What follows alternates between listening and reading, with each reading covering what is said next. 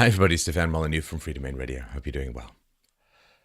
So, PewDiePie made some videos that some people found to be in bad taste and unfunny and possibly offensive. And I think one of those people turned out to be PewDiePie himself. And there was quite a kerfuffle and quite a hubbub. But I think, with all due respect, everyone seems to be missing the basic point. So a little while ago, I asked my listeners, you, everyone out there, hi, how you doing? What are you up to when you're not working? Or a lot of people are not working. A lot of people are sort of underutilized in school and so on. I said, well, what are you up to? And I got a lot of replies. And the replies were basically, I'm educating myself in the alternative media. I'm educating myself on YouTube. I'm educating myself through podcasts. I am going outside the bounds of brittle social convention and exploring the lush wilderness of original minds. And that is something that is a little hard for the mainstream media and for the baby boomers and so on to sort of understand and accept how much of a different world is being carved into being outside the channels of mainstream convention, and what a clash of planets is coming in the future. Because this political correctness stuff, this sort of rigid, you can't speak this thought crime, it's bad to even have a conception of this, you can't discuss this, it's a hate crime, it's terrible, you're a horrible person, this is something that, I mean, come on, guys. I mean, do you forget what it's like to be young? That is just like red flag in front of the giant black bull of youth. So, the idea that, the Wall Street Journal did a hit piece on the guy and, he's going to spend months going over his videos looking for her. I don't know. Maybe somebody just wanted to get out of a contract. I don't know. But, I mean, for young people who were, staring into the future, like, I don't know what it's like for people. Do they not talk to any young people? Do they not have any young people who aren't massively overprivileged in their entire environment? Is everyone like Prince Hal and Richie Rich in their circle of friends? I don't know anyone who's dealing with, the problems of growing multiculturalism, who's dealing with the problems of debt, who's dealing with the problems of bad education, who's dealing with the problems of underemployment or unemployment triggered by illegal and illegal immigration, who's just managed to crawl through this spiky, pharmaceutical-laced barbed wire of government schools these days. See, are there no other big issues in the world other than, gosh, let's make a misleading video of PewDiePie in a uniform watching some propaganda and then pretend that he's not being ironic. And, oh, my God. I'm telling you, boomers. I'm telling you. You are looking dangerously ridiculous to the young. Because there are very big issues in the world that the boomers steadfastly refuse to talk about. Right now, with the underemployment of the youth, there's only so many video games that you can play. They are educating themselves. They're exercising. They're educating themselves in a mindset that is vastly different from anything that most of the boomers have ever conceived of or perceived of. This end of what is that is going on at the moment, like the end of the rule of the baby boomers, for the young, it is a great pause. They are between jobs. They are unmarried. They are not parents. They are often trapped, under a giant savage millstone of debt. They are, in the basement, as the phrase goes. To hell with you, society. Oh, you're just living in your parents' basement. Huh. What the hell kind of society did you make where young people are trapped in the basement of their parents' house? The idea that you would shame people when you set up a society where they can't get ahead, where they can't get jobs, where they can't get savings, where they can't buy real estate, where their education was crap. The idea that you're going to crap on people when you've designed a society where this is the best they can do. Oh my God. Cold-hearted people, cold-hearted, selfish, virtue-signaling people. This pause that the youth is experiencing is the great pause that instructs. So this out of touchedness, it's shocking to see if you have any idea what's going on with the young, with youth culture. I mean, it's astonishing to see.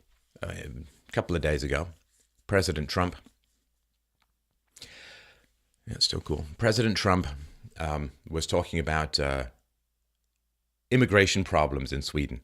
And he mentioned something last night in Sweden, and he was talking about a show that aired on television talking about these issues. And all of the virtue signalers, they all went to, oh, Sweden is a paradise. Sweden is wonderful. Sweden is lovely. Sweden is excellent. Multiculturalism's working great in Sweden. And they would tweet these pictures of like the Swedish chef from the Muppets. And, oh, we found the incident in Sweden. Ah, the Muppets is funny. We found the incident in Sweden. Somebody had trouble putting IKEA furniture together. Sweden is the rape capital of Europe. Rapes have gone up recently in Sweden over 1,400%. And then, last night, today, massive riot breaking out in one of the immigrant or migrant ghettos in Sweden. They've not read the policeman's statement about the crime hell that Sweden is sinking into. Understand, it's two planets. It's two planets. Like, we used to have society like, okay, everyone has different perspectives, like the old disco ball, little tiny mirrors all over the place. So everyone's kind of in the same room. They're looking at things, they see things slightly differently. That's not where we live anymore. We live in a society where some people think that Sweden is paradise, and other people recognize that it's descending into a lawless hell of ethnic conflict and religious conflict. Let's not forget that. This is the two planets. And I got to tell you, I mean, I'm not saying everyone who was like the boomers were tweeting, but the virtue signalers, the people who are just like, oh, Sweden, yes. Oh, the Swedish incident. Oh, look, they had free healthcare. Oh, how terrible. Oh, my God. You don't know. You don't know. And what's worse is you don't even know that you don't know. And when young people look at their society, and young people are, as the phrase goes, woke. They have awakened, right? They're out of the matrix. They're out of propaganda. They have awoken. They see the information that is readily available one click away. And they see all the people who are laughing at the dissolution of a European country into lawlessness. And they see people joking about it. And then those same people they perceive who have the power, who are in charge, those same people are then lecturing PewDiePie about what kind of jokes he can make. See, you can make jokes about a 1,400 plus increase in rapes. It's funny. Funny, right? Funny. But you can't make PewDiePie's jokes. The boomers benefited from the national debt. So the boomers, the older people, they wanted to feel good about helping the poor, but they didn't actually want to pay all the taxes required to help the poor, because if they had, they would have understood that it doesn't help the poor. The welfare state doesn't help the poor. Young people, I think, pretty much understand that. It's one thing to live in the middle class and to say, oh, we're going to give all this money to the poor, we're going to help the poor, and the poor are just somewhere else. But for the young people who grow up in poverty, who grow up in the single mother households, because feminism, because laws have changed to make it not only easy but profitable to get a divorce. People, I mean, like myself, I grew up in a poor single mother household, and I saw the welfare state up close and personal. I saw how it leaches away the human bones from the human body, turning us into a kind of state-dependent infantile jelly. Oh, but always willing to vote for the left, always willing to vote for more government, and that's what it's all about. So the young people have seen the welfare state up close. And they know it doesn't help. They know. Just like they've seen multiculturalism up close. Right? They're in the schools where all of these cultures, all of these sometimes opposing belief sets, so there's this conflict, the tension, the bullying, the violence, the gangs. And all the people who are multi-diversity, it's good. Well, they're not in schools with people trying to live cheek by jowl with opposing or incompatible belief systems.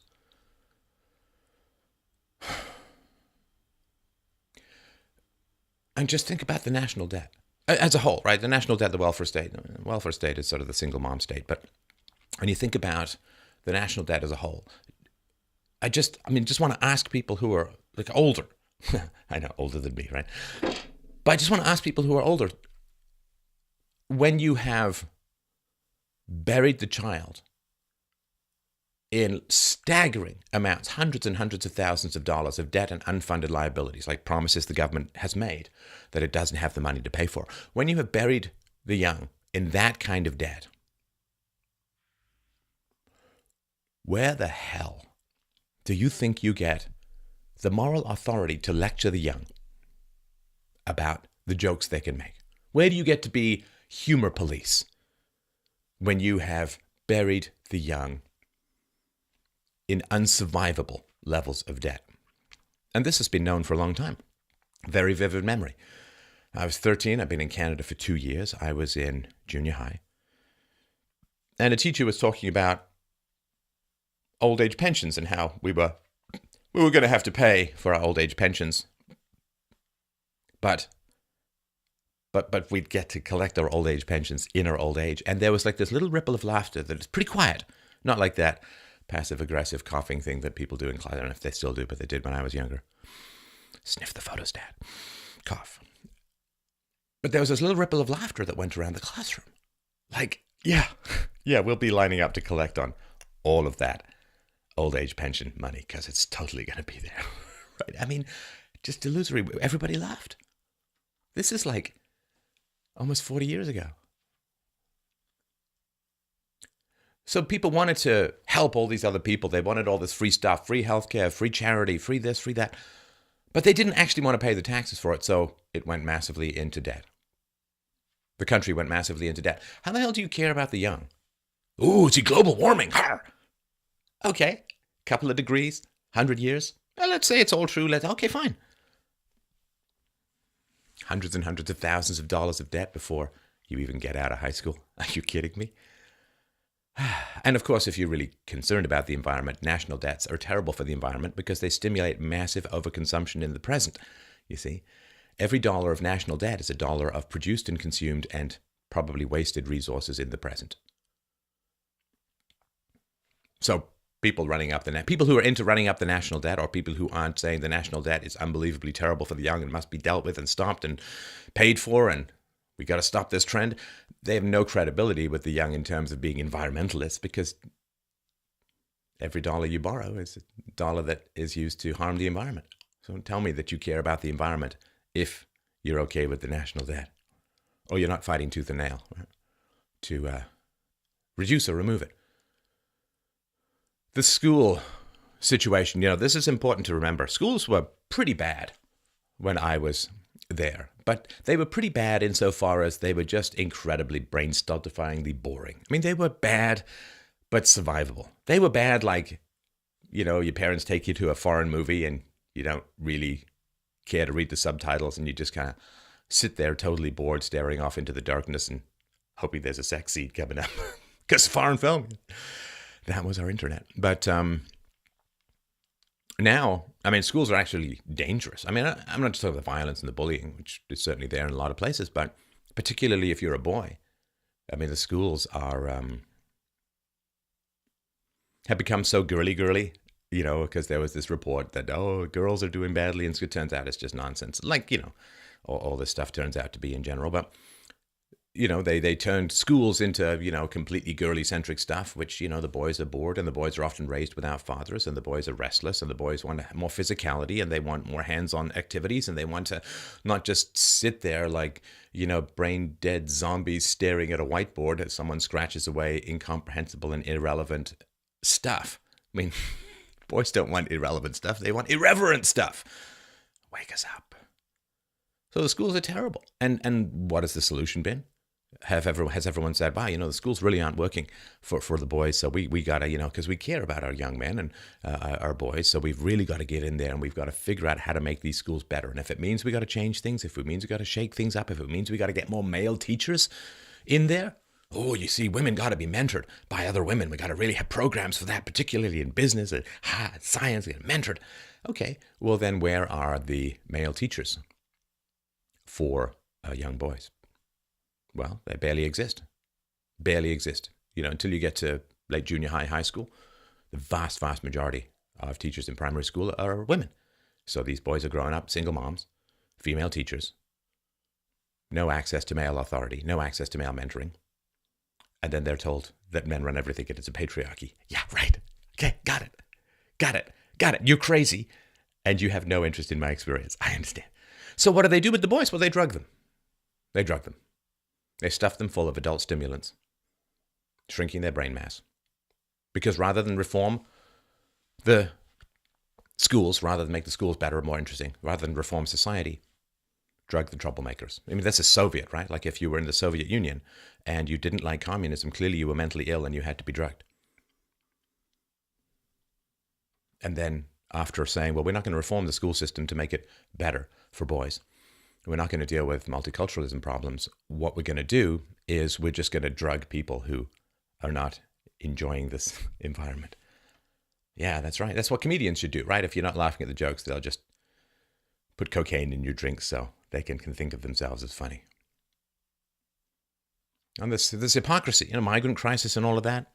I mean, it's the kids who are in schools with this stuff, right? And this hypocrisy, you see when Europeans go to Africa to extract resources from an unwilling native population, that's evil colonialism. But you see when Africans go to Europe to extract resources from an unwilling native population, it's wonderful multiculturalism. It's not. Oh my God. Because everything is getting worse, you see, and no one can talk about it because there's this ferocious defensiveness on the part of the people in power. Oh yeah, it's really important to tell the truth. Well, here's the truth I want to talk about. No, don't talk about that truth. That's bad. Oh, I can't believe it's a thought crime. Well, what do you want? Honesty or conformity? I don't lecture people about telling the truth and being honest and having integrity and then pull the kind of crap that you do. If you want to lecture the youth on morality, listen, I do it, so it can be done. But if you want to lecture youth on morality, the first thing you have to do is show that you care for them. You don't want to give the impression that morality is just something that you're inventing to inflict your will on someone else, right? Like, I want you to obey me, but I'm going to call it virtue because I don't want it to be my will versus your will because, as the song says, the old get old and the young get stronger, right? So you don't want to be trying to impose your will. You have to invent this thing called morality, which you then club the youth into submission with, but that club is cracked, broken, and crumbling. Because the youth don't feel that the old care about them, right? They were indebted, they were drugged, they were yelled at, a lot of them were still spanked and hit, The young don't feel that they're of any priority within society. And not only that, not only has society failed them by failing to maintain the freedoms that bred the wealth of the baby boomers, right? Why is there a basement from your parents' house for you to live in? Because your parents got to have all these social programs, the welfare state, and didn't have to raise all the taxes to pay for them. And that's why there's even a basement for you to live in, right? The richest generation in the history of the planet, the baby boomers, partly because they borrowed. So the boomers, the old, failed to maintain the freedoms that produced the wealth of the old, and now the young are inheriting a giant mess. And of course, a lot of the boomers didn't really have many kids, right? And that means a replacement of the native population. And that means demographic challenges and so on. So you have to show that you care about people if you want to instruct them on morality, right? Your dentist cares about your teeth to take care of your teeth. If people don't feel that you care about them, lecturing them on morality is ridiculous. So the boomers would have to show that they care about the young in order to lecture them about, oh, PewDiePie, you shouldn't make these jokes, that's offensive. Oh, yeah, right. Like the national debt isn't offensive. Like the welfare warfare state, like the permanent underclass, like multicultural problems. That's not offensive. But PewDiePie, dressed in a silly uniform, looking at a screen, that's offensive. Madness. You understand from the youth standpoint? It's like, what the hell? What is your major malfunction, older people? Oh, you live in integrity. Be honest. Tell the truth. Well, all the studies and general experience of the entire planet show that multiculturalism doesn't work. Oh, no. Don't tell the truth about that. Don't tell the truth about any of that. It's just like narcissistic tyranny. Look, old people, you want to instruct the young? It's not that complicated. I'm not saying it's easy. It's just not that complicated. If you want to instruct the young, it's pretty simple. All you have to do is go back in time and be immeasurably better people. What? Oh, sorry, is it too late for that? Do you lack the technology to do that? Then at least have the humility to stop lecturing the young and step aside.